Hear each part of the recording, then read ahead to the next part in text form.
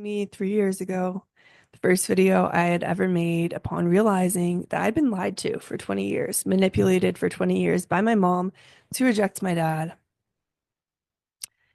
And as you can tell, I look pretty angry. I was pretty angry. I was experiencing a rage I didn't know existed. Um, when I was a child, my relationship with my dad was really good. I was daddy's little girl. We were super tight, and it made it that much more painful to, in my mind, lose him because I was made to believe he was bad, unloving, selfish, abusive. The list goes on. And so here I am back in North Carolina before my family and I moved away from my family of origin.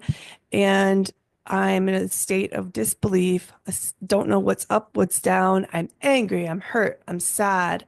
And I decided to record because I had no one else to talk to beyond my therapist and my husband, who I'm sure were sick of hearing all my different emotions and thoughts. So I decided to record for myself in hopes that one day I could look back on this video and see how far I had come. I was not in a good place here. I didn't know what was true about myself, about my life, about my parents. And I felt very lost and confused.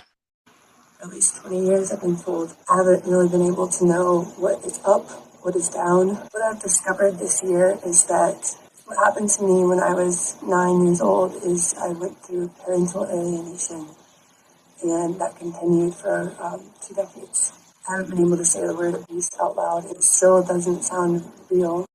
I want to stop there and I want to comment on this for a minute because people argue about the term parental alienation, whether it's helpful, whether it's hurtful.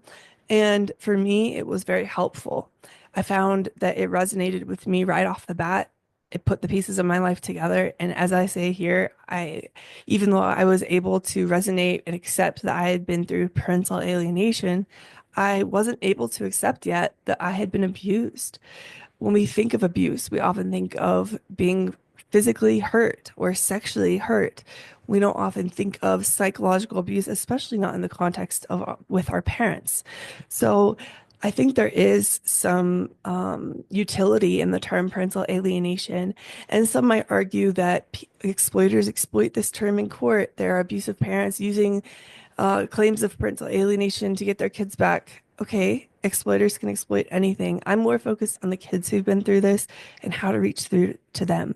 And from everyone I've talked to who've been through this as children, this term parental alienation really does resonate with us.